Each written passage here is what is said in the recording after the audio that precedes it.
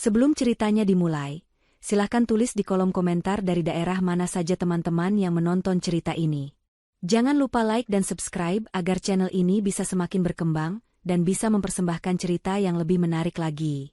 Aroma rendang yang kaya rempah berpadu dengan wangi soto ayam yang segar, memenuhi seluruh ruangan di rumah Ibu Fatma.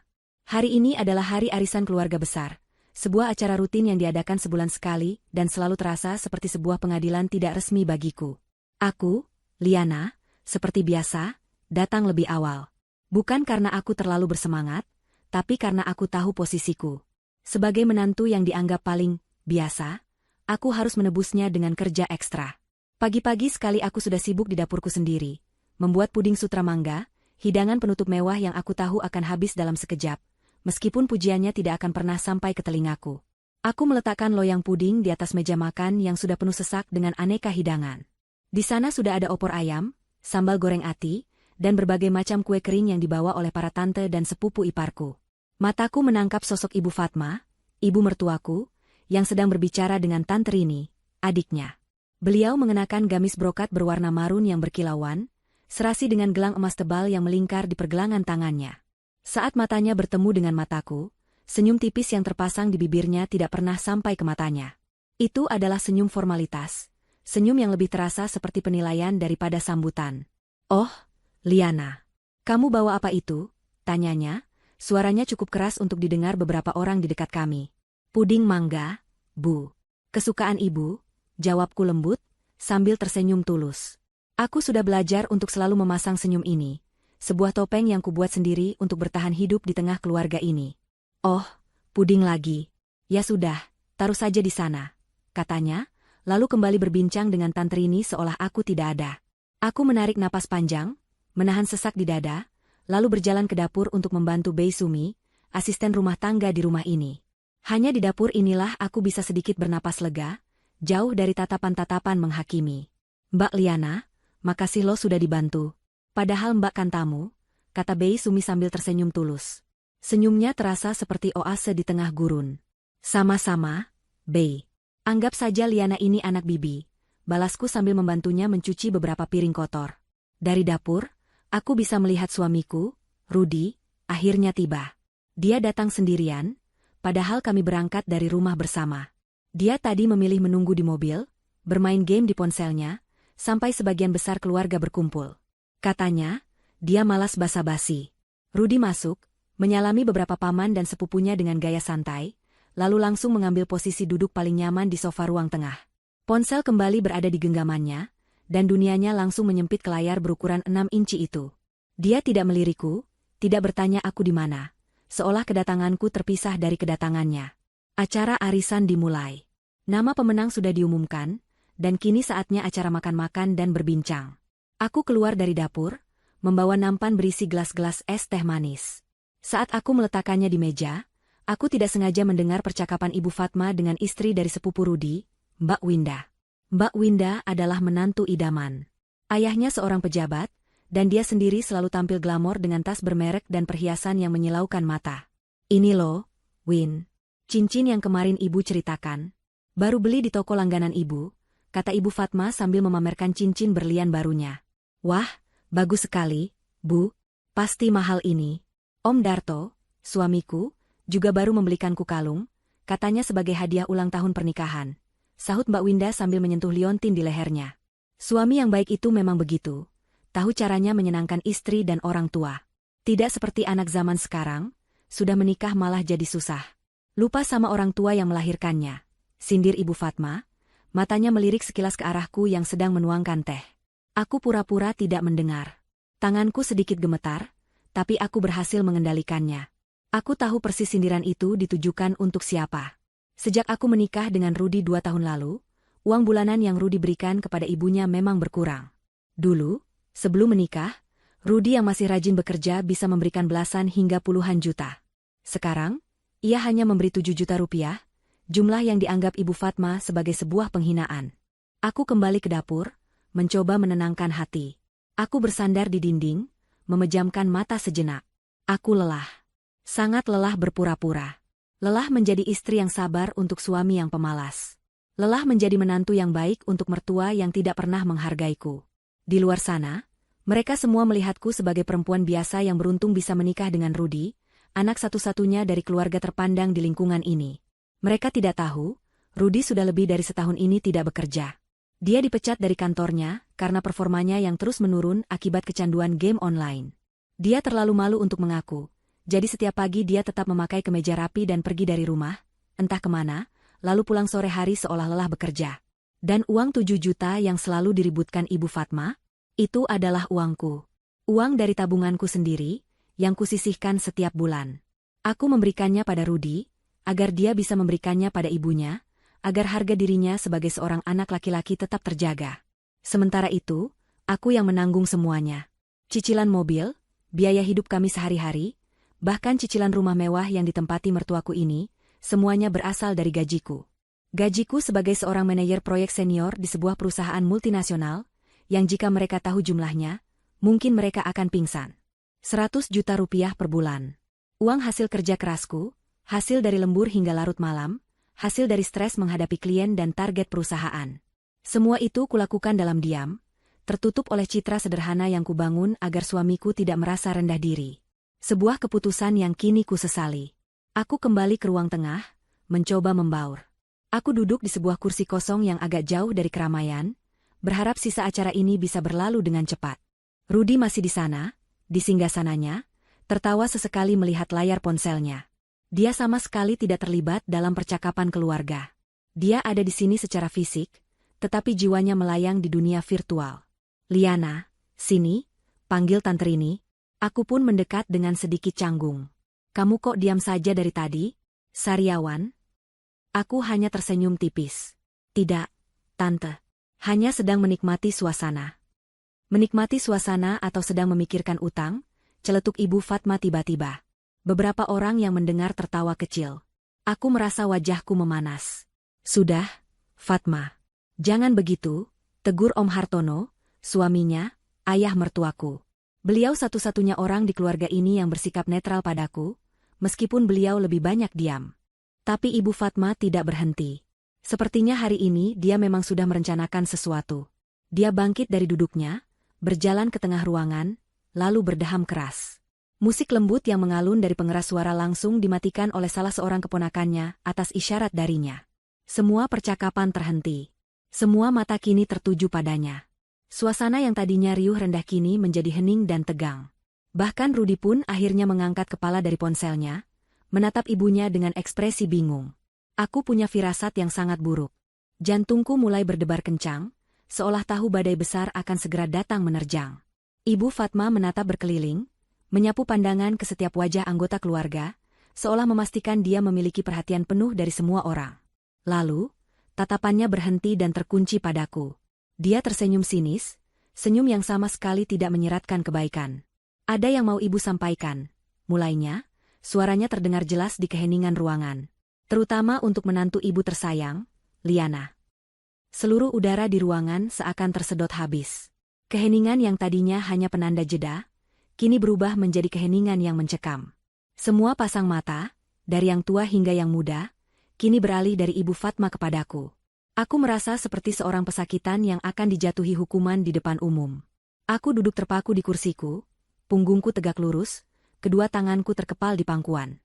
Aku bisa merasakan tatapan iba dari beberapa sepupu, tatapan penasaran dari para tante, dan tatapan puas dari Mbak Winda. Di tengah semua itu, aku mencari sepasang mata yang paling penting bagiku. Mata suamiku. Aku menemukannya. Rudy menatapku, tapi hanya sekilas. Ada kepanikan di matanya, tapi kemudian dia cepat-cepat menundukkan kepalanya, kembali menatap lantai seolah ada sesuatu yang sangat menarik di sana. Saat itu, hatiku retak. Seperti yang kita semua tahu, Ibu Fatma melanjutkan, suaranya kini terdengar lebih tajam dan penuh penekanan, keluarga kita ini adalah keluarga terpandang. Kita selalu menjaga nama baik, menjaga martabat. Karena itu, kita harus selektif dalam memilih siapa yang bisa masuk ke dalam keluarga ini. Setiap kata adalah sebuah anak panah beracun yang sengaja dilepaskan untuk menancap tepat di harga diriku. Aku tetap diam, membiarkannya melanjutkan monolog kejamnya. Aku tahu, melawan sekarang hanya akan membuatnya terlihat seperti korban dan aku yang menjadi penjahat. Dulu, sebelum anakku Rudy menikah, dia adalah anak yang sangat berbakti. Dia sukses dalam pekerjaannya, tidak pernah lupa pada orang tua. Setiap bulan dia selalu memberi ibu lebih dari cukup. Sampai ibu bisa beli ini itu, bisa merenovasi rumah. Tapi lihat sekarang. Ibu Fatma menunjuk arahku dengan dagunya, tatapan matanya penuh dengan cemoohan. Sejak ada perempuan ini di hidupnya, anakku jadi berubah. Dia jadi susah diatur, kerjanya tidak jelas, bahkan untuk memberi uang bulanan pada ibunya sendiri pun sekarang dihitung-hitung. Suara bisik-bisik mulai terdengar di penjuru ruangan. Aku bisa menangkap beberapa kalimat seperti, "Oh, jadi itu masalahnya," atau, "Kasihan Bu Fatma. 7 juta. Kalian semua dengar? Cuma 7 juta rupiah sebulan yang dia berikan padaku. Uang segitu cukup untuk apa? Untuk bayar listrik dan air saja kurang. Pasti semua gajinya habis oleh perempuan ini. Dihabiskan untuk dirinya sendiri atau mungkin dikirimkan semua untuk keluarganya yang di kampung." Suaranya semakin meninggi, penuh dengan amarah yang dibuat-buat dan rasa kasihan pada diri sendiri. Aku menelan ludah, tenggorokanku terasa kering. Tuduhan itu begitu menyakitkan karena begitu jauh dari kebenaran. Keluargaku di kampung tidak pernah meminta sepeser pun dariku. Justru akulah yang kadang memaksa mengirimkan uang untuk mereka, uang hasil jerih payahku sendiri, bukan dari Rudi. Ibu Fatma berjalan mendekat ke arahku. Kini dia berdiri menjulang di hadapanku, menatapku rendah seolah aku adalah kotoran yang menempel di sepatunya. "Saya dari awal sudah tidak setuju Rudi menikah denganmu. Kamu itu datang dari mana? Keluarga tidak jelas, pendidikan biasa saja. Kamu pikir kamu siapa? Kamu itu cuma menantu tidak tahu diri. Benalu. Datang ke keluarga ini hanya untuk morotin anak saya. Cukup. Batas kesabaranku sudah habis. Tapi aku tidak berteriak. Aku tidak menangis. Sesuatu di dalam diriku telah mati, dan yang tersisa hanyalah kekosongan yang dingin. Aku menatap lurus ke mata Ibu Fatma. "Kamu itu perempuan murahan," pekiknya, "kini sudah tidak peduli lagi dengan tata krama. Miskin. Kamu hanya jadi beban untuk suamimu. Lihat saja penampilanmu, selalu biasa saja. Tidak bisa membawa nama baik keluarga. Kamu itu aib." Setiap hinaan itu seperti cambukan. Aku merasakan pipiku panas, bukan karena malu, tapi karena amarah yang akhirnya mulai membara. Aku melirik Rudi sekali lagi. Dia masih terpaku di tempatnya, menunduk dalam-dalam. Dia tidak bergerak. Tidak sepatah kata pun keluar dari mulutnya untuk membelaku. Tidak ada pembelaan, tidak ada sanggahan. Hanya kebisuan. Dan kebisuan itu adalah pengkhianatan yang paling menyakitkan. Dia membiarkan ibunya merobek-robek harga diri istrinya di depan semua orang, dan dia tidak melakukan apa-apa. Dia pengecut. Di titik itulah, semua kesedihanku menguap. Semua rasa sakitku berubah menjadi sesuatu yang lain. Sesuatu yang lebih kuat dan lebih berbahaya. Aku tidak lagi peduli dengan pendapat keluarga ini. Aku tidak lagi peduli untuk menjaga perasaan suamiku. Aku tidak lagi peduli pada apapun. Setelah Ibu Fatma menyelesaikan rentetan hinaannya, dia tampak terengah-engah, puas dengan pertunjukannya. Ruangan itu kembali hening, semua orang menunggu reaksiku.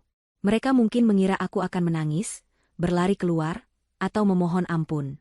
Aku melakukan sesuatu yang tidak mereka duga. Aku bangkit berdiri. Perlahan, dengan gerakan yang sangat tenang. Aku merapikan bajuku, lalu menatap lurus ke mata ibu mertuaku. Kemudian, aku tertawa. Bukan tawa keras yang histeris, tapi tawa kecil yang dingin dan terdengar mengerikan di keheningan ruangan itu. Semua orang tampak terkejut. "Apalagi, Bu?" tanyaku, suaraku terdengar datar tanpa emosi. "Mau menghinaku seperti apa lagi? Sudah selesai?" Ibu Fatma tampak bingung dengan reaksiku. Dia membuka mulutnya, tapi tidak ada suara yang keluar. Aku tersenyum, senyum yang sama sekali tidak hangat. "Terima kasih atas semua kata-katanya hari ini, Bu. Ibu sudah membuka mata saya. Setelah ini, aku berhenti sejenak, membiarkan kata-kataku menggantung di udara, akan kubuktikan semua perkataanmu." Aku tidak menunggu jawaban. Aku berbalik, berjalan melewati kerumunan keluarga yang menatapku dengan tatapan tak percaya. Aku berjalan dengan kepala tegak. Aku tidak melirik Rudi. Bagiku, dia sudah tidak ada lagi. Setiap langkah yang kuambil terasa ringan, seolah beban berat yang selama ini kupikul di pundakku telah terlepas. Beban untuk menjadi menantu yang baik.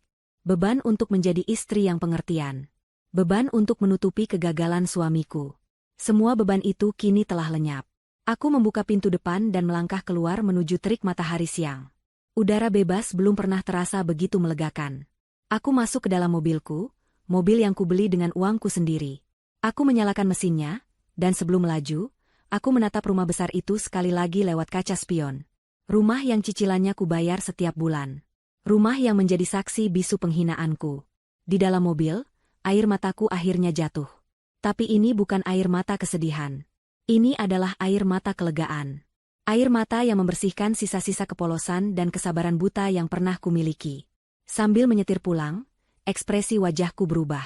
Tangisanku berhenti, digantikan oleh tatapan yang dingin dan penuh perhitungan. Permainan sudah berakhir. Topeng sudah kulepaskan. Kini saatnya ratu yang sebenarnya mengambil alih kendali. Dan langkah pertamaku adalah meruntuhkan kerajaan palsu yang selama ini kutopang dengan keringat dan air mataku. Perjalanan pulang terasa berbeda. Jalanan yang biasa kulewati setiap hari kini tampak asing. Seolah aku melihatnya untuk pertama kali dengan mata yang baru terbuka. Kemudi mobilku genggam erat, buku-buku jariku memutih. Amarah yang tadi membeku di dalam hatiku kini mulai mencair, mengalir menjadi energi dingin yang mempertajam setiap indraku. Aku tidak lagi merasa sakit. Aku tidak lagi merasa sedih. Yang kurasakan adalah sebuah kejernihan yang menakutkan, sebuah kesadaran penuh akan apa yang harus kulakukan. Selama 2 tahun, aku hidup dalam kabut, memainkan peran sebagai istri sabar dan menantu penurut.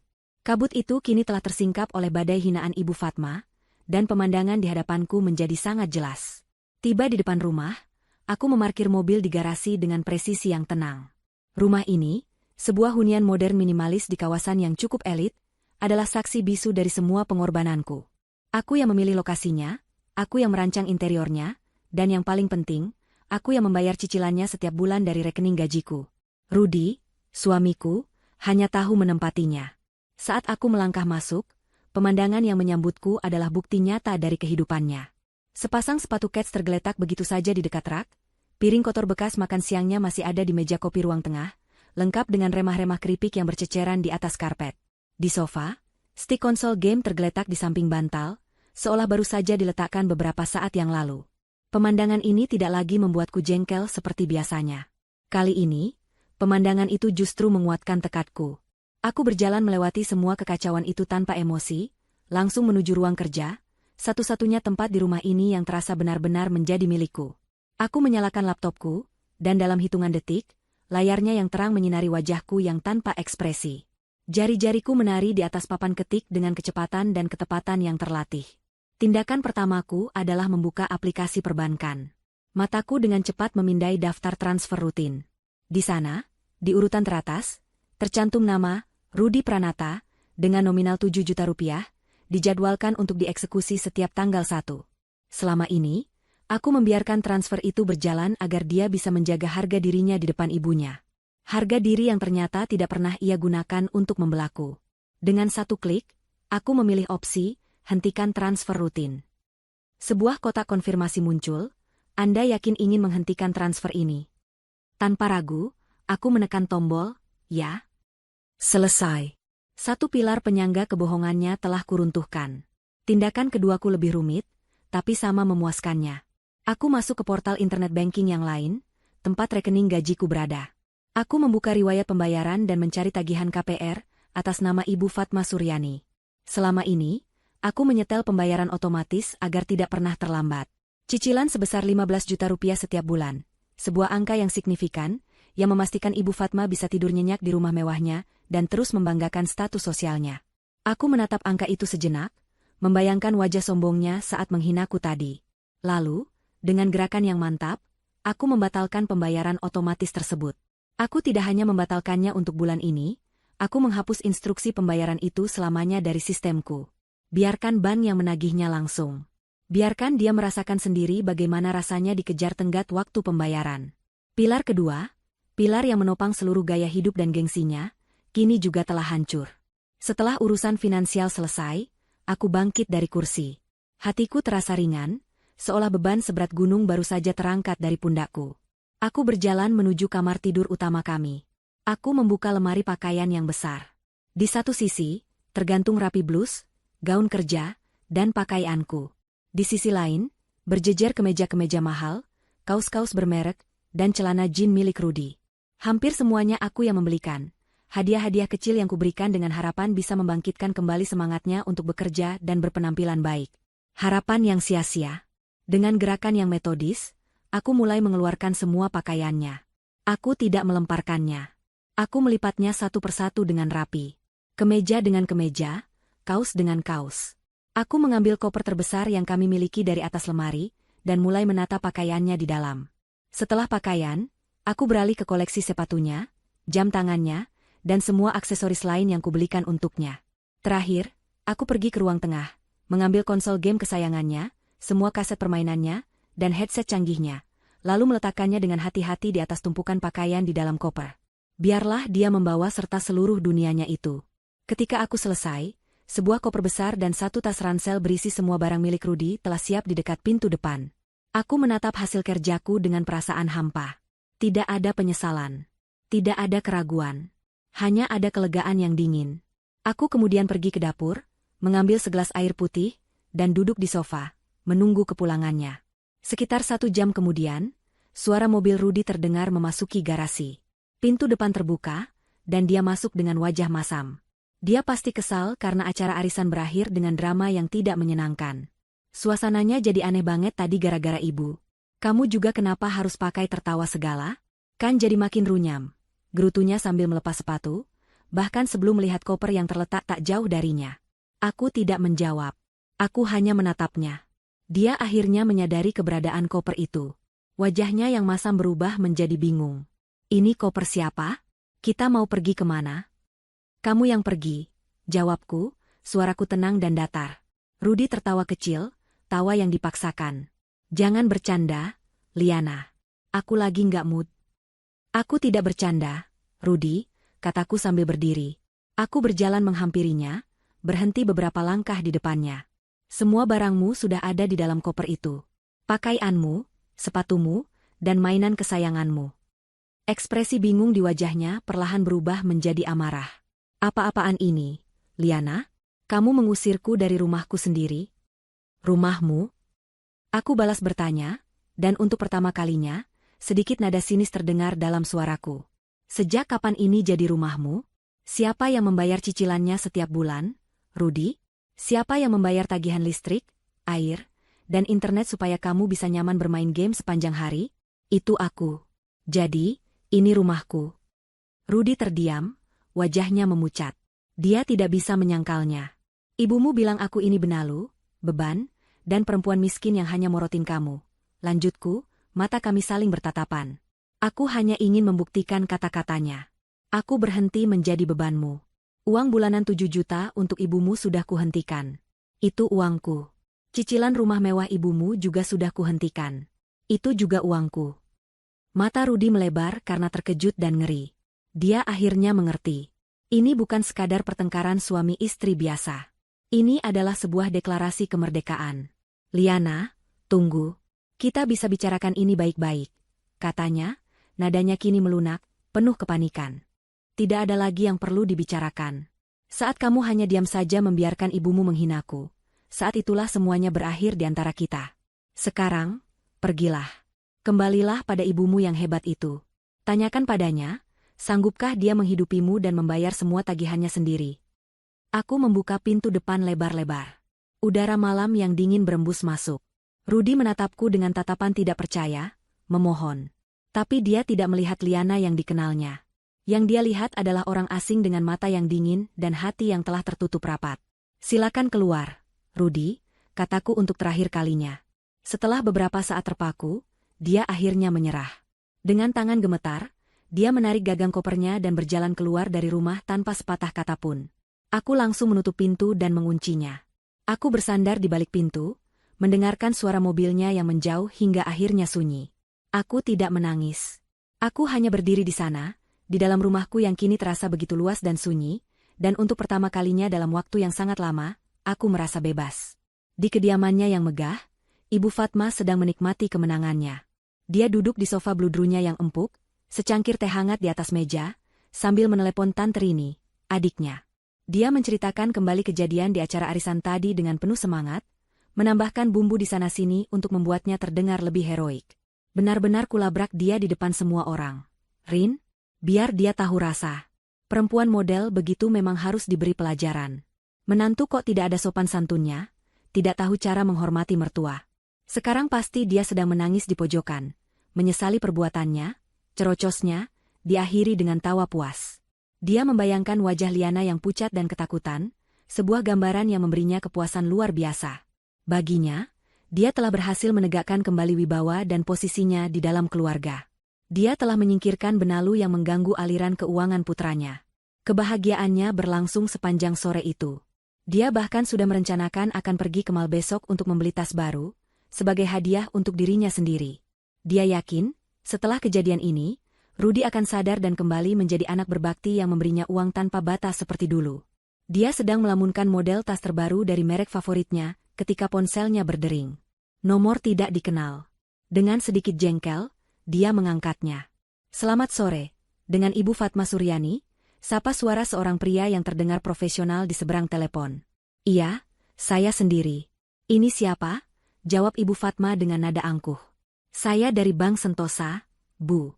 Saya hanya ingin menginformasikan bahwa pembayaran tagihan KPR Ibu untuk bulan ini telah gagal diproses karena dana pada rekening pendebetan tidak mencukupi." Ibu Fatma mengerutkan kening. "Apa? Gagal? Tidak mungkin.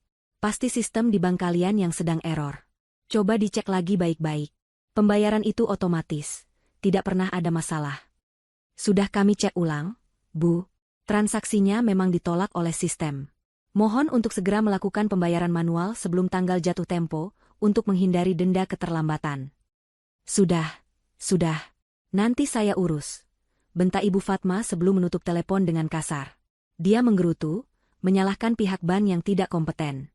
Sedikit pun tidak terlintas di benaknya bahwa ini ada hubungannya dengan menantunya. Dia menganggapnya hanya sebagai gangguan kecil. Namun, firasat tidak enak mulai merayap di hatinya. Untuk menenangkan diri, dia memutuskan untuk pergi ke supermarket terdekat untuk membeli beberapa bahan makanan dan camilan mahal. Setibanya di supermarket, dia mengisi trolinya dengan aneka produk impor. Keju, daging asap, buah-buahan eksotis, semua yang bisa memuaskan seleranya dan menegaskan statusnya. Saat tiba di kasir, total belanjaannya mencapai hampir 2 juta rupiah. Dengan gaya angkuh, dia menyodorkan kartu debit dari rekening yang biasa diisi oleh Rudy. "Silakan, Bu, masukkan PIN-nya," kata kasir ramah. Ibu Fatma menekan 6 digit nomor rahasianya. Beberapa detik kemudian, mesin EDC mengeluarkan bunyi penolakan. "Maaf, Bu. Transaksinya ditolak. Saldonya tidak mencukupi." Wajah Ibu Fatma langsung memerah. "Apa? Tidak mungkin. Coba lagi," perintahnya. Orang-orang di antrean belakangnya mulai berbisik-bisik. Kasir mencoba sekali lagi, dan hasilnya sama. Ditolak. Rasa malu yang panas menjalar di sekujur tubuh Ibu Fatma. Dengan gemetar, dia terpaksa mengeluarkan beberapa lembar uang tunai dari dompetnya untuk membayar sebotol air mineral, lalu meninggalkan troli yang penuh dengan belanjaannya begitu saja, berjalan cepat keluar dari supermarket diiringi tatapan aneh dari para pengunjung lain. Di dalam mobil, jantungnya berdebar kencang. Kepanikan mulai mencengkeramnya. Apa yang sebenarnya terjadi?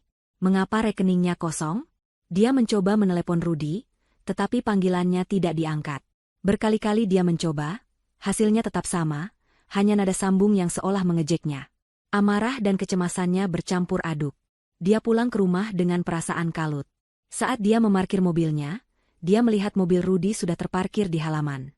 Aneh, tidak biasanya Rudy pulang secepat ini. Saat dia masuk ke dalam rumah, pemandangan yang menyambutnya membuatnya tertegun. Rudy duduk di ruang tamu dengan wajah lesu. Di sebelahnya, berdiri sebuah koper besar dan sebuah tas ransel. "Rudy, kamu kenapa di sini? Dan ini koper siapa?" tanya Ibu Fatma, firasat buruknya semakin menguat. Rudy mengangkat kepalanya. Matanya merah dan sembab. "Bu," suaranya serak. "Aku diusir Liana." Dunia Ibu Fatma seakan berhenti berputar. "Diusir? Apa maksudmu diusir? Ini pasti gara-gara kejadian tadi, kan? Dasar perempuan tidak tahu diuntung. Beraninya dia mengusir suaminya sendiri." "Bukan cuma itu, Bu," potong Rudy dengan suara pelan, nyaris berbisik. "Liana, dia menghentikan semuanya." "Semuanya apa?" desak Ibu Fatma, kesabarannya sudah habis. Rudy menatap ibunya dengan tatapan putus asa. "Uang 7 juta yang biasa aku kasih ke ibu, itu bukan uangku. Itu uang Liana. Dia sudah menghentikan transfernya. Dan, cicilan rumah ini?" Rudi tidak sanggup melanjutkan, suaranya tercekat. Ibu Fatma merasakan kakinya lemas. Dia mencengkeram sandaran sofa untuk menahan tubuhnya agar tidak jatuh. Cicilan rumah ini kenapa, Rudi? Jawab ibu, jeritnya. Liana yang bayar semuanya selama ini, Bu. Dan dia juga sudah menghentikannya mulai hari ini. Kata-kata itu menghantam Ibu Fatma seperti ribuan ton batu. Telepon dari bank tadi pagi. Kartu debitnya yang ditolak. Semua potongan teka-teki itu kini menyatu, membentuk sebuah gambaran mengerikan. Wanita yang dia hina sebagai perempuan miskin, murahan, dan benalu, ternyata adalah pondasi yang menopang seluruh kehidupannya yang mewah. Dan dia, dengan mulutnya sendiri, telah menghancurkan pondasi itu hingga berkeping-keping. Kepanikan yang sesungguhnya, kepanikan yang dingin dan melumpuhkan, akhirnya merasukinya. Dia menatap wajah putranya yang kalah, menatap koper di sampingnya, lalu menatap sekeliling rumah mewahnya yang kini terasa seperti istana pasir yang siap diterjang ombak. Mimpi buruknya baru saja dimulai. Malam di rumah Ibu Fatma terasa panjang dan menyesakkan. Kepanikan yang tadinya hanya sebuah percikan api kini telah berkobar, menjadi neraka yang melalap seluruh ketenangannya. Dia mondar-mandir di ruang tamu yang luas, ruangan yang sama di mana beberapa jam lalu dia merasa begitu berkuasa. Kini, kemegahan ruangan itu terasa mengejeknya. Rudi hanya duduk membisu di sofa, kepalanya tertunduk dalam, menghindari tatapan marah ibunya yang sesekali melesat seperti anak panah. Jadi ini kelakuanmu selama ini, desis Ibu Fatma, suaranya bergetar karena amarah dan rasa tak percaya. Kamu membohongi ibumu sendiri. Setiap pagi kamu pergi pakai kemeja rapi, bawa tas kerja, ternyata kamu hanya keluyuran tidak jelas? Begitu, Rudi? Rudi tidak menjawab. Pengakuan singkatnya tadi seolah telah menguras habis seluruh sisa tenaganya. Jawab, Rudi. Kamu punya mulut, kan? Kemana saja kamu selama ini? Apa yang kamu lakukan? Bentak ibunya lagi. Akhirnya, Rudi mengangkat wajahnya.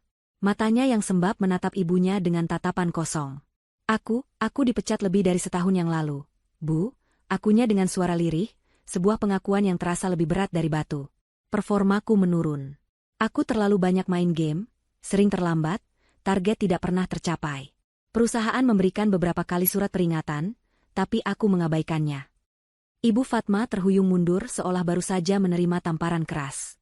Anaknya, kebanggaannya, Rudi yang selalu dia ceritakan kepada teman-temannya sebagai manajer sukses di perusahaan ternama, ternyata seorang pengangguran. Kebohongan ini terlalu besar untuk diproses oleh otaknya. Lalu uang yang kamu pakai setiap hari? Uang untuk bensin? Uang untuk makan? Tanyanya dengan suara tercekat. Semua dari Liana, jawab Rudi pelan.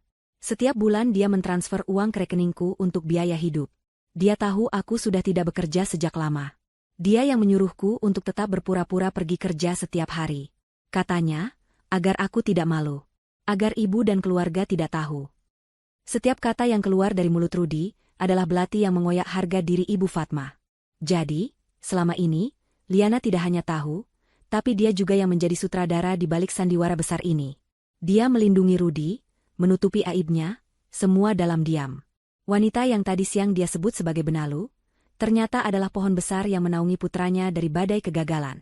Tidak mungkin, bisik Ibu Fatma pada dirinya sendiri, menolak untuk percaya. Masih ada satu harapan terakhir yang dia pegang erat-erat. Tapi kamu pasti masih punya simpanan, kan? Uang bonusmu dulu?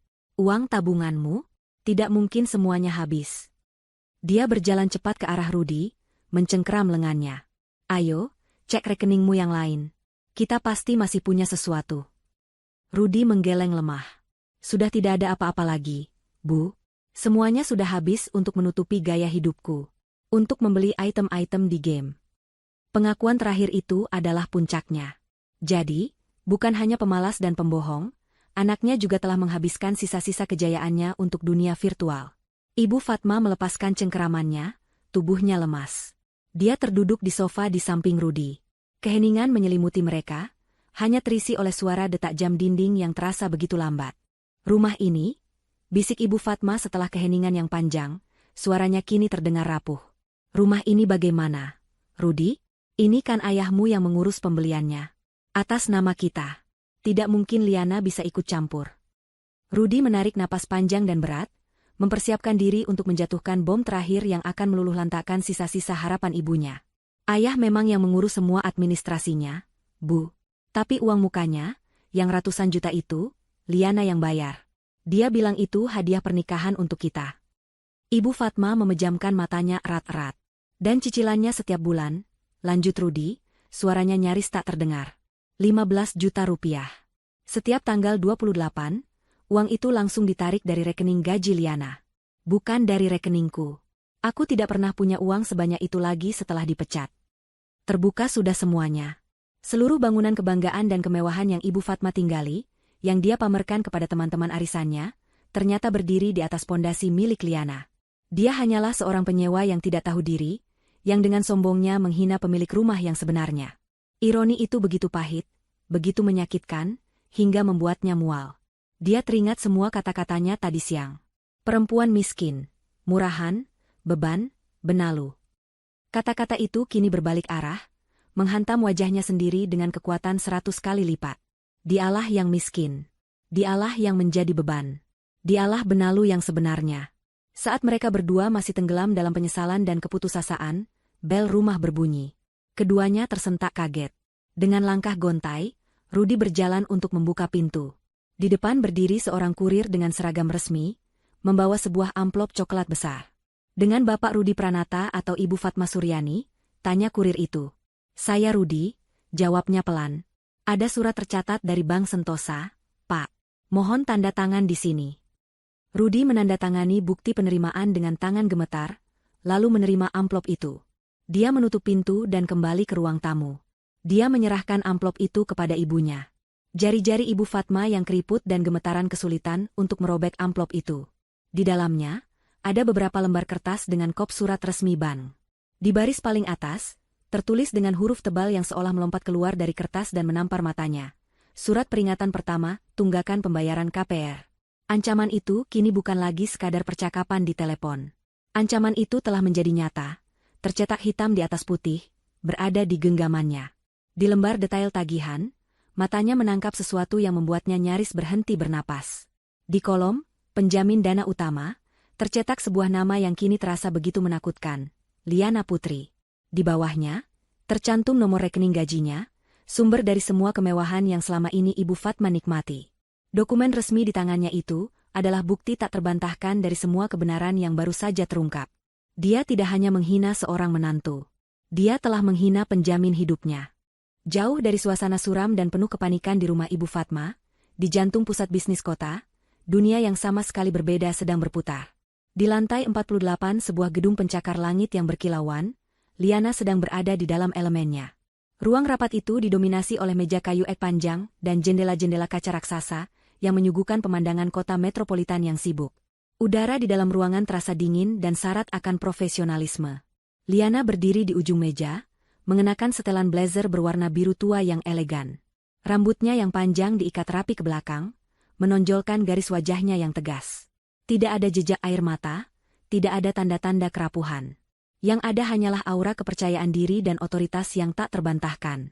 Di hadapannya, sebuah layar besar menampilkan wajah-wajah serius para eksekutif dari kantor pusat mereka di Singapura. Liana sedang mempresentasikan hasil analisis proyek peluncuran aplikasi digital terbaru, sebuah proyek bernilai miliaran rupiah yang dia pimpin seorang diri. Berdasarkan data akuisisi pengguna di kuartal ketiga, kita melihat adanya peningkatan sebesar 32% di segmen usia 18 hingga 25 tahun, jelas Liana, suaranya tenang, jelas, dan meyakinkan. Dia mengoperasikan presentasinya dengan sebuah klik, menampilkan grafik dan diagram yang rumit namun mudah dibaca. Ini melampaui target awal kita sebesar 25%. Rekomendasi saya adalah mengalokasikan tambahan anggaran pemasaran sebesar 15% untuk kampanye digital yang lebih agresif di platform TikTok dan Instagram Reels, menargetkan demografi kunci ini. Setiap argumennya didukung oleh data yang solid. Setiap pertanyaannya dijawab dengan analisis yang tajam. Timnya yang duduk di sekeliling meja menatapnya dengan penuh kekaguman. Mereka melihat seorang pemimpin yang brilian, seorang ahli strategi yang selalu beberapa langkah di depan. Inilah Liana yang sebenarnya. Inilah ratu yang membangun sendiri kerajaannya, bukan dengan warisan atau keberuntungan, melainkan dengan otak, kerja keras, dan dedikasi tanpa henti. Inilah sumber dari gaji 100 juta rupiah per bulan itu. Bukan sekadar angka, melainkan penghargaan atas nilai dan kemampuannya yang luar biasa. Setelah hampir 2 jam presentasi dan sesi tanya-jawab yang intens, Salah seorang eksekutif dari Singapura tersenyum di layar. Kerja yang luar biasa, Liana. Seperti biasa. Proposal Anda untuk alokasi anggaran tambahan disetujui. Lanjutkan kerja bagus Anda. Rapat pun ditutup dengan perasaan lega dan sukses.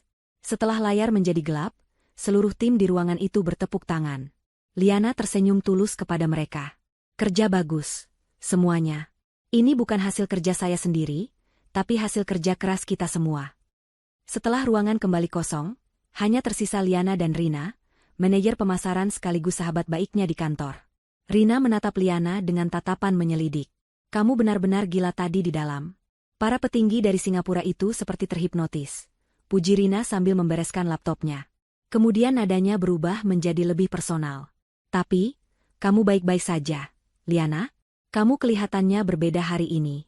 Lebih fokus, lebih tajam, lebih dingin. Liana berjalan ke arah jendela kaca raksasa, menatap hamparan gedung-gedung di bawahnya. Mobil-mobil tampak seperti serangga kecil yang bergerak lambat.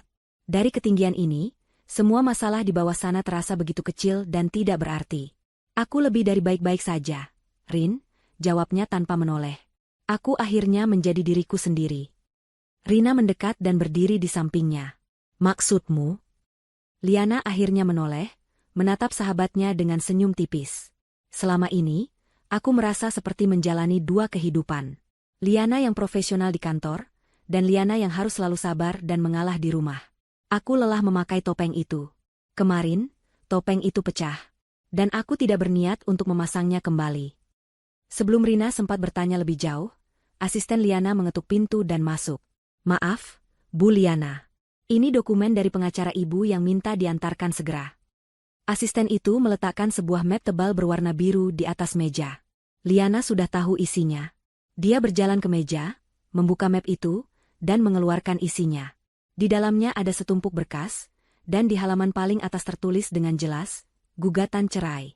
Dia mengambil sebuah pulpen dari tempatnya. Tanpa ragu sedikitpun, tanpa ada getaran di tangannya, dia membubuhkan tanda tangannya di atas meterai. Sebuah goresan tinta yang tegas, mengakhiri babak kehidupan yang penuh kepura-puraan. Baginya, ini bukan keputusan emosional. Ini adalah sebuah keputusan bisnis, menutup sebuah investasi yang buruk dan merugikan. Dia menatap berkas yang sudah ditandatangani itu dengan perasaan lega yang luar biasa. Beban terakhir telah terangkat. Kini dia benar-benar bebas untuk membangun masa depannya sendiri, sesuai dengan aturannya sendiri. Saat dia sedang merenung, ponselnya yang tergeletak di meja bergetar, menampilkan sebuah notifikasi pesan masuk. Pesan itu dari nomor yang tidak dia kenal, namun dia mengenali nama pengirim yang tertera di akhir pesan. Itu dari Om Hartono, ayah mertuanya, pria pendiam yang hampir tidak pernah berbicara padanya. Ini adalah pertama kalinya beliau menghubunginya secara langsung. Isi pesannya singkat, namun syarat dengan keputusasaan. Liana, tolong, kami dapat surat dari bank. Pesan singkat dari Om Hartono bergetar di layar ponsel Liana, namun tidak menggetarkan hatinya. Dia membaca kalimat itu sekali lagi, Liana, tolong. Kami dapat surat dari bank. Tidak ada tanda seru, tidak ada emoji menangis, hanya sebuah permohonan polos dari satu-satunya orang di keluarga itu yang tidak pernah secara aktif menyakitinya. Namun, netralitas Om Hartono adalah netralitas yang pasif. Diamnya saat Liana dihina juga merupakan sebentuk persetujuan.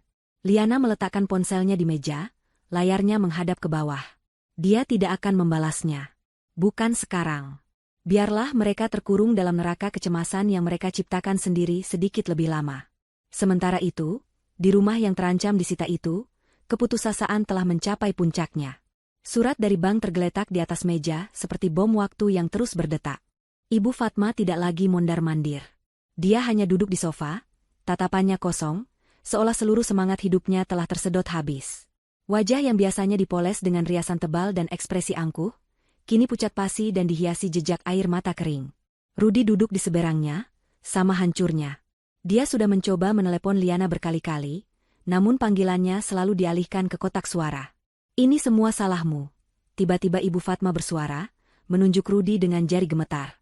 Kalau saja kamu tidak malas. Kalau saja kamu tidak membohongi kami semua. Kalau saja kamu menjadi suami yang benar untuk Liana, semua ini tidak akan terjadi. Rudi tersentak, lalu menatap ibunya dengan tatapan terluka. Salahku? Bukankah ibu yang memulainya? Bukankah ibu yang menghina Liana habis-habisan di depan semua orang? Aku diam karena aku takut pada ibu. Sejak kecil aku tidak pernah berani membantah ibu. Pertengkaran itu tidak berlangsung lama. Mereka terlalu lelah dan putus asa untuk saling menyalahkan. Mereka tahu, pada akhirnya, mereka berdua sama-sama bersalah. Om Hartono, yang sedari tadi hanya dia mendengarkan, akhirnya angkat bicara. Menyalahkan satu sama lain tidak akan membayar cicilan rumah, katanya dengan suara berat. Hanya ada satu orang yang bisa menolong kita sekarang. Kita harus menemuinya. Kita harus meminta maaf. Ide itu terasa seperti menelan empedu bagi Ibu Fatma. Mendatangi Liana, memohon padanya, setelah semua yang dia katakan, harga dirinya memberontak. Tapi kemudian bayangan harus angkat kaki dari rumah itu, bayangan gunjingan dari teman-teman arisannya, bayangan hidup dalam kemiskinan, semua itu jauh lebih menakutkan daripada menelan harga dirinya sendiri. Dengan berat hati, dia mengangguk. Keesokan paginya, mereka bertiga, Ibu Fatma, Om Hartono, dan Rudi, melakukan perjalanan yang terasa seperti ziarah penebusan dosa menuju pusat kota. Ibu Fatma mengenakan gamis paling sederhana yang dia miliki, tanpa perhiasan satupun. Wajahnya sengaja tidak dipoles riasan. Dia ingin terlihat sesedih dan semenyedihkan mungkin. Perjalanan itu terasa kontras. Mereka melewati jalanan yang macet dan bising, sementara di dalam mobil suasana begitu hening dan tegang. Saat mereka memasuki kawasan pusat bisnis, gedung-gedung pencakar langit yang menjulang seolah menatap rendah ke arah mobil mereka yang biasa saja. Mereka akhirnya tiba di depan gedung kantor Liana. Sebuah menara kaca dan baja yang megah, berkilauan di bawah sinar matahari. Pintu lobi yang berputar secara otomatis seolah menjadi gerbang menuju dunia lain. Dunia yang tidak pernah mereka masuki. Saat melangkah masuk, mereka disambut oleh lantai marmer yang mengkilap, udara dingin dari pendingin ruangan, dan pemandangan orang-orang berpenampilan profesional yang berjalan cepat dan penuh tujuan. Ibu Fatma dan Rudi merasa seperti udik yang tersesat di kota besar. Dengan ragu, Rudi mendekati meja resepsionis yang dijaga oleh seorang wanita muda berpenampilan elegan. "Permisi, Mbak. Saya mau bertemu dengan Ibu Liana Putri." Resepsionis itu menatapnya dari ujung rambut sampai ujung kaki. Sebuah tatapan penilaian yang membuat Rudi semakin merasa kecil. Apakah sudah ada janji? Belum, tapi ini sangat penting. Soal keluarga. Resepsionis itu mengangkat telepon, berbicara dengan nada pelan dan profesional, lalu kembali menatap mereka. "Ibu Liana sedang ada rapat penting. Silakan tunggu di area tamu." Area tamu itu terdiri dari beberapa sofa modern yang nyaman, namun bagi mereka rasanya seperti duduk di atas bara api. Mereka menunggu. 1 jam berlalu, digantikan oleh jam kedua. Orang-orang terus berlalu lalang, beberapa melirik ke arah mereka dengan tatapan penasaran. Setiap menit yang berlalu terasa seperti siksaan, menggerogoti sisa-sisa harga diri mereka. Ibu Fatma yang biasanya selalu menjadi pusat perhatian, kini merasa tidak terlihat, menjadi bukan siapa-siapa. Dia melihat betapa sibuk dan pentingnya dunia menantunya, dunia yang tidak pernah dia coba untuk pahami. Akhirnya, setelah hampir 3 jam menunggu, seorang wanita muda yang rapi, asisten Liana, datang menghampiri mereka. "Bapak, Ibu, mari ikut saya. Ibu Liana bersedia menemui kalian." Mereka mengikuti asisten itu masuk ke dalam lift khusus eksekutif yang membawa mereka melesat ke lantai paling atas. Jantung Ibu Fatma berdebar semakin kencang. Pintu lift terbuka, menyuguhkan pemandangan kantor yang mewah dan tenang. Langkah mereka di atas karpet tebal nyaris tidak bersuara. Asisten itu berhenti di depan sebuah pintu kayu besar dan mengetuknya pelan. "Silakan masuk." Suara Liana terdengar dari dalam. Tenang dan berwibawa. Asisten itu membukakan pintu untuk mereka, lalu menutupnya kembali dari luar, meninggalkan mereka bertiga di dalam ruangan yang terasa begitu besar dan mengintimidasi. Ruangan Liana lebih mirip seperti apartemen mewah daripada sebuah kantor. Ada sofa kulit, rak buku yang menjulang tinggi, dan di belakang meja kerjanya yang masif, terbentang jendela kaca raksasa dari lantai ke langit-langit, menyuguhkan pemandangan kota yang spektakuler. Dan di sana, duduk di kursi kebesarannya, adalah Liana. Dia tidak menatap mereka. Dia sedang membaca sebuah dokumen dengan serius. Penampilannya hari ini begitu berbeda.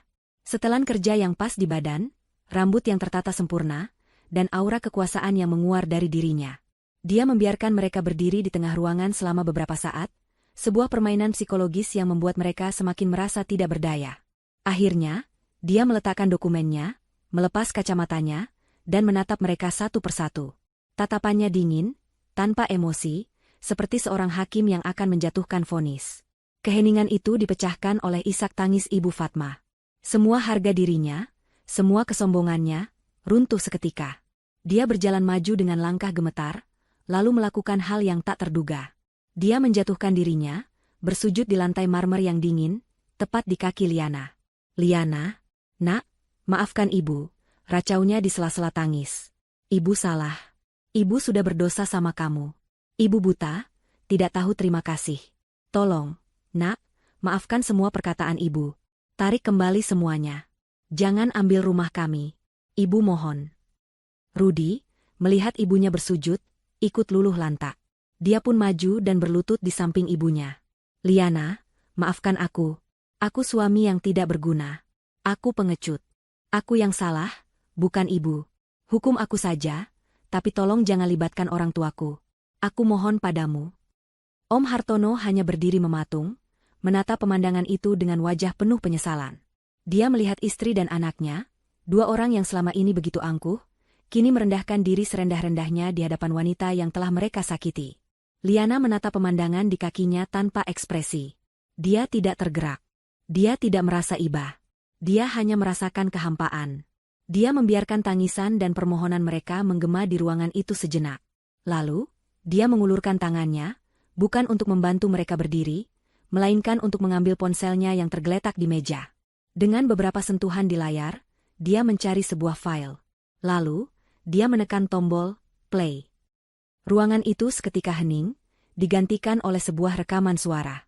Suara yang jernih dan tajam, suara yang mereka kenali dengan sangat baik. Itu adalah suara Ibu Fatma di acara arisan. "Kamu itu perempuan murahan. Miskin. Kamu hanya jadi beban untuk suamimu. Lihat saja penampilanmu, selalu biasa saja. Kamu itu aib." Rekaman suara itu mengalun di ruangan yang sunyi. Setiap kata hinaan terdengar begitu jelas dan brutal, menusuk gendang telinga dan hati Ibu Fatma. Wajahnya yang sudah basah oleh air mata kini berubah pucat pasi. Tangisannya berhenti seketika, digantikan oleh rasa malu yang luar biasa, seolah dia baru saja ditelanjangi di depan umum untuk kedua kalinya. Dia mengangkat kepalanya perlahan, menatap Liana dengan mata memohon, berharap wanita itu akan menghentikannya. Tapi Liana hanya duduk diam, membiarkan rekaman itu terus berjalan hingga kalimat terakhir, hingga tawa-tawa kecil dari beberapa anggota keluarga yang ikut mengejek terdengar sebagai penutup.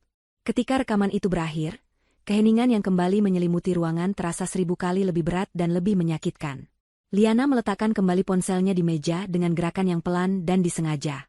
Dia lalu menatap lurus ke mata ibu mertuanya yang masih bersujud di lantai. "Maafmu tidak bisa menghapus rekaman ini, Bu," kata Liana, suaranya tetap tenang, namun mengandung ketegasan yang menusuk. "Maafmu juga tidak bisa menghapus ingatan akan tawa dan tatapan rendah dari seluruh keluarga saat itu. Luka di kulit bisa sembuh, tapi luka di harga diri akan meninggalkan bekas selamanya. Apa ibu pikir sujud ibu hari ini bisa membayar lunas semua itu?"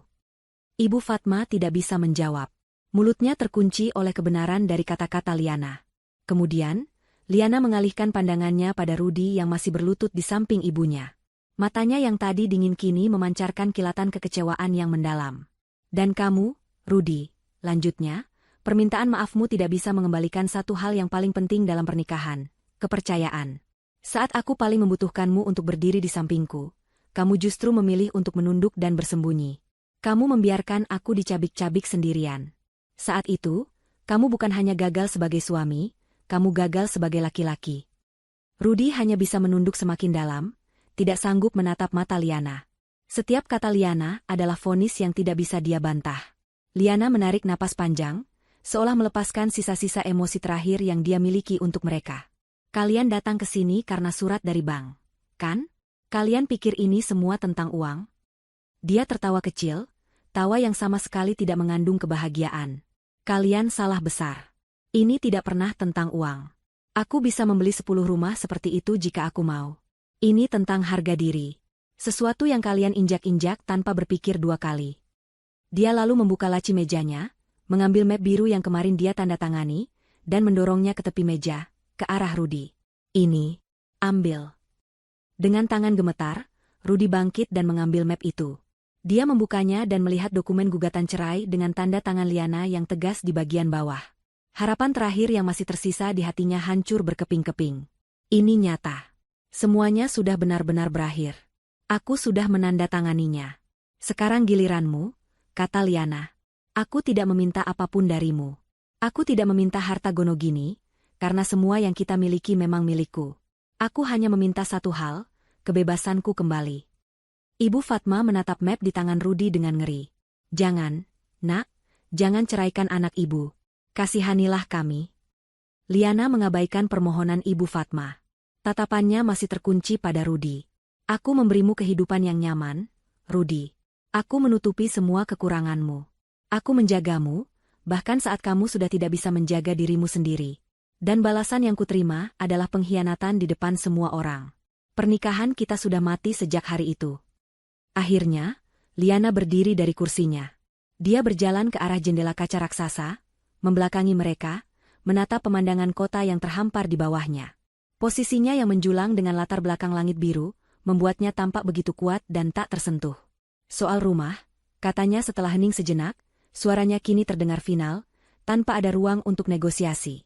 Aku tidak akan membayarnya lagi. Aku juga tidak akan menuntutnya kembali. Biarkan Ban mengambilnya. Biarkan disita.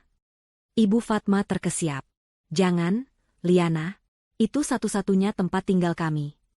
Liana berbalik, menatap mereka dengan dingin untuk terakhir kalinya. Anggap saja harga rumah itu sebagai biaya kompensasi atas rasa maluku, Bu. Harga yang harus kalian bayar untuk hinaan yang kalian berikan padaku di depan umum. Adil, bukan? Dia kembali ke mejanya, menekan tombol intercom. Sarah, tolong panggilkan 2 petugas keamanan ke ruangan saya. Rasa ngeri menjalari Ibu Fatma dan Rudi. Diusir. Mereka akan diusir seperti pengemis. Ini adalah puncak dari penghinaan. Om Hartono yang sedari tadi hanya diam, akhirnya melangkah maju. Liana, cukup, katanya dengan suara lirih. Kami mengerti. Kami akan pergi. Dia membantu istrinya yang sudah lemas untuk berdiri, lalu menatap anaknya. Ayo, Rudi. Kita pulang.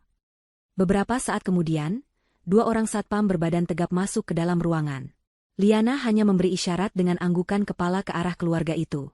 Sekarang, silakan keluar dari kantor saya, kata Liana dengan nada datar, sebelum kembali duduk di kursinya dan mengambil dokumen pekerjaannya, seolah mereka bertiga sudah tidak ada lagi di sana. Diantar oleh tatapan dingin Liana dan dikawal oleh 2 petugas keamanan, mereka bertiga berjalan keluar dari ruangan itu.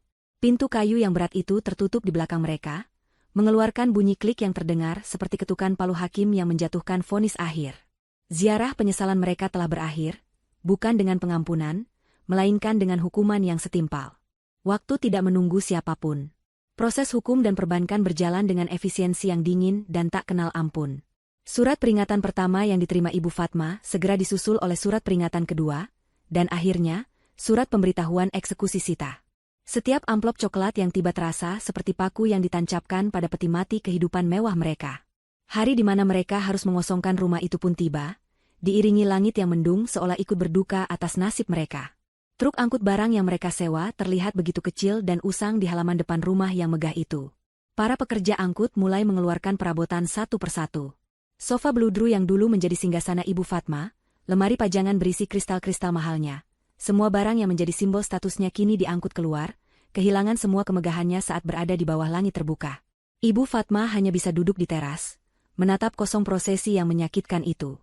Dia teringat betapa bangganya dia saat pertama kali pindah ke rumah ini, mengadakan syukuran besar dan mengundang semua kerabat untuk memamerkan kesuksesan putranya. Kini, dia harus pergi dari rumah yang sama dalam keadaan terhina. Beberapa tetangga yang lewat melirik dengan tatapan campur kasihan dan penasaran, bisik-bisik mereka terdengar seperti desisan ular di telinganya. Rasa malu membakarnya hidup-hidup. Tempat tinggal baru mereka adalah sebuah dunia yang sama sekali berbeda. Bukan lagi sebuah rumah di komplek elit dengan jalanan lebar dan taman yang asri. Melainkan sebuah rumah kontrakan petak dengan 3 kamar sempit yang terletak di sebuah gang padat penduduk. Untuk mencapai rumah itu, mereka harus melewati jalan sempit yang hanya cukup untuk 1 motor. Dinding rumahnya lembab dengan cat yang di beberapa bagian sudah mengelupas. Tidak ada garasi, hanya teras kecil yang langsung berhadapan dengan rumah tetangga di seberangnya. Suara tangisan bayi, teriakan anak-anak yang bermain, dan musik dangdut dari rumah sebelah menjadi musik latar kehidupan baru mereka. Hari-hari pertama di sana terasa seperti siksaan bagi Ibu Fatma. Dia tidak berani keluar rumah, takut bertemu dengan tatapan para tetangga baru. Dia menghabiskan waktunya mengurung diri di kamar, meratapi nasibnya. Om Hartono, suaminya, tampak menua 10 tahun dalam beberapa bulan. Pria pendiam itu kini terlihat semakin terbebani, mencoba mencari penghasilan tambahan dengan menjadi supir panggilan untuk menutupi biaya hidup mereka. Karma sosial mereka pun tak kalah kejam. Berita tentang kebangkrutan keluarga mereka dan penyebab sesungguhnya menyebar seperti api di kalangan keluarga besar.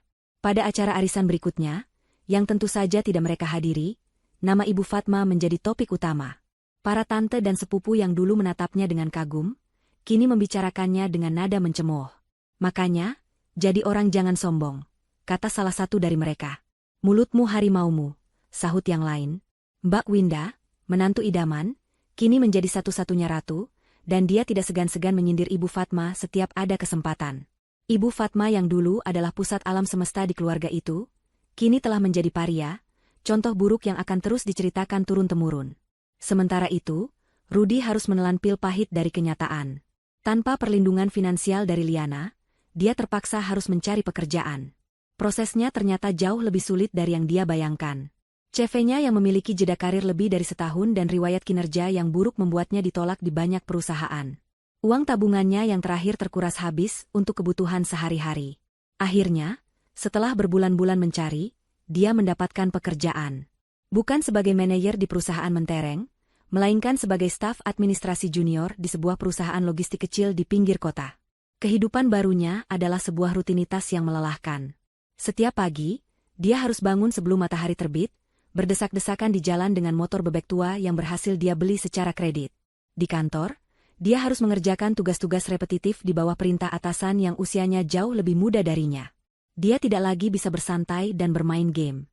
Waktunya habis di jalan dan di balik meja kerja. Gaji yang dia terima setiap bulan hanya cukup untuk membayar sewa kontrakan dan kebutuhan pokok. Tidak ada lagi makan di restoran mahal, tidak ada lagi gawai terbaru. Dia akhirnya merasakan bagaimana rasanya berjuang untuk hidup. Perjuangan yang selama ini dia bebankan sepenuhnya pada Liana. Setiap kali rasa lelah dan putus asa menderanya, bayangan Liana yang dihina ibunya selalu muncul di benaknya, sebuah penyesalan abadi yang akan terus menghantuinya. Suatu sore yang gerah, Ibu Fatma terpaksa memberanikan diri pergi ke pasar tradisional di dekat rumah kontrakannya. Uang mereka semakin menipis, dan pasar adalah satu-satunya tempat di mana dia bisa mendapatkan bahan makanan dengan harga miring. Dia, yang dulu hanya berbelanja di supermarket premium, kini harus berjalan di antara lorong-lorong pasar yang becek dan berbau amis. Dia menawar harga sayuran dengan alot, sebuah kegiatan yang dulu tidak akan pernah terlintas di benaknya. Saat sedang menunggu kembalian dari seorang penjual ikan, matanya secara tidak sengaja tertumbuk pada sebuah kios koran dan majalah di seberang lorong. Di antara tumpukan tabloid gosip dan koran lokal, ada satu majalah yang sampulnya begitu mencolok. Majalah bisnis dan gaya hidup paling bergengsi di negeri ini. Dan di sampul majalah itu, terpampang sebuah foto wajah yang sangat dia kenal. Foto Liana. Liana tersenyum dengan begitu percaya diri ke arah kamera. Dia tampak cantik, kuat, dan bersinar. Di bawah fotonya, tertulis sebuah judul dengan huruf kapital yang besar dan tebal, Liana Putri, sang ratu teknologi di balik peluncuran aplikasi paling fenomenal tahun ini. Ibu Fatma terpaku.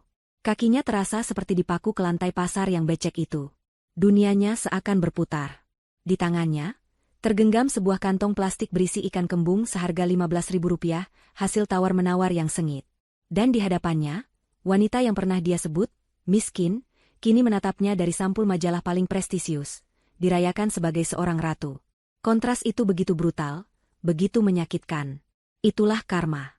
Bukan berupa petir yang menyambar dari langit, melainkan sebuah kesadaran pelan dan menyakitkan bahwa saat dia jatuh ke titik terendah dalam hidupnya, orang yang dia coba hancurkan justru terbang mencapai puncak tertinggi. 1 tahun telah berlalu. Musim telah berganti, dan begitu pula kehidupan Liana. Perceraiannya dengan Rudy telah final beberapa bulan setelah pertemuan terakhir mereka di kantornya. Prosesnya berjalan cepat dan lancar. Rudy tidak menuntut apapun, menandatangani semua berkas dalam diam, seolah pasrah pada takdirnya. Sejak hari itu, Liana tidak pernah lagi mendengar kabar tentang mereka, dan dia pun tidak pernah mencoba untuk mencari tahu. Masa lalu itu telah dia kubur dalam-dalam, menjadi sebuah pelajaran berharga, bukan lagi sebuah luka yang bernanah. Liana tidak pindah dari rumah yang dulu dia tinggali bersama Rudy. Sebaliknya, dia merenovasinya. Dia mengubah ruang kerja Rudy yang pengap, menjadi studio yoga yang terang dengan jendela-jendela besar. Dia mengganti semua perabotan di kamar utama, menciptakan sebuah surga pribadi yang mencerminkan kepribadiannya. Rumah itu kini bukan lagi kenangan pahit, melainkan sebuah trofi, simbol dari kemenangannya merebut kembali hidupnya sendiri. Karirnya terus meroket. Suksesnya peluncuran aplikasi yang membuatnya masuk ke dalam sampul majalah bisnis itu, membawanya ke level yang lebih tinggi. Dia dipromosikan menjadi Direktur Pengembangan Produk untuk kawasan Asia Tenggara, sebuah posisi yang membuatnya sering bepergian ke luar negeri. Namun, kesibukan itu tidak lagi terasa membebaninya. Dulu, setiap kali dia pergi dinas, selalu ada kecemasan tentang apa yang dilakukan Rudy di rumah. Kini, yang ada hanyalah fokus pada pekerjaan dan antusiasme untuk menjelajahi tempat-tempat baru. Dia menikmati setiap detiknya, menikmati kebebasan untuk mendedikasikan dirinya sepenuhnya pada hasrat dan ambisinya. Namun, kemenangan terbesarnya bukanlah soal karir atau materi. Kemenangan terbesarnya adalah menemukan kembali kedamaian dan kebahagiaan dalam dirinya. Dia mulai melakukan hal-hal yang selama ini dia tunda. Dia mengambil kursus melukis di akhir pekan. Dia bergabung dengan komunitas pendaki gunung dan berhasil menaklukkan beberapa puncak. Dia juga menghabiskan lebih banyak waktu dengan keluarganya sendiri. Dia mengajak orang tuanya berlibur ke Eropa, sebuah mimpi yang sudah lama mereka pendam. Melihat senyum bahagia di wajah ayah dan ibunya saat mereka berfoto di depan Menara Eiffel, adalah sebuah kepuasan yang tidak bisa dibeli dengan uang sebanyak apapun. Suatu pagi di hari Minggu yang cerah, Liana tidak punya jadwal apapun. Dia bangun tanpa alarm, membiarkan sinar matahari pagi menyelinap melalui celah gorden dan membangunkannya dengan lembut. Dia membuat secangkir kopi hitam kesukaannya dan membawanya ke balkon belakang rumahnya yang menghadap ke sebuah taman kecil yang rimbun, yang dia rawat sendiri. Udara pagi terasa segar, kicau burung terdengar merdu. Dia duduk di kursi rotan yang nyaman, menyesap kopinya perlahan. Dia menatap hamparan rumput hijau dan bunga-bunga aneka warna yang sedang mekar. Pikirannya tidak lagi dipenuhi oleh kecemasan tentang tagihan, tentang kebohongan, atau tentang perasaan tidak dihargai. Pikirannya jernih dan tenang.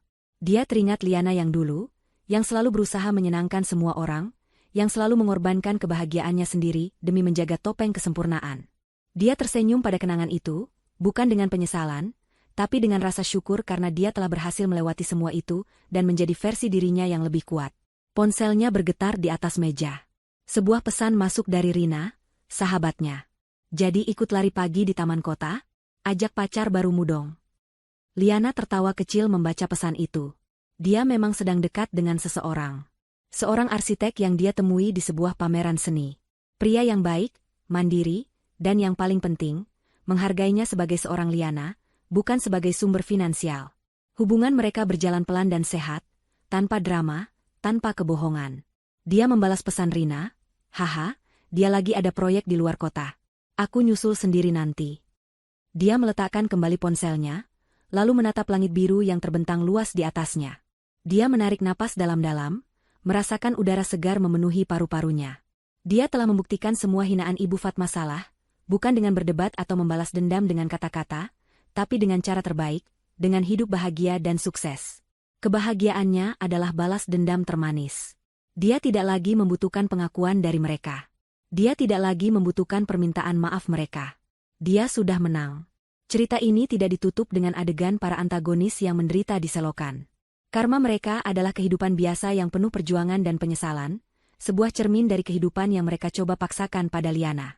Sementara itu, kemenangan Liana bukanlah melihat mereka jatuh, melainkan melihat dirinya sendiri terbang tinggi.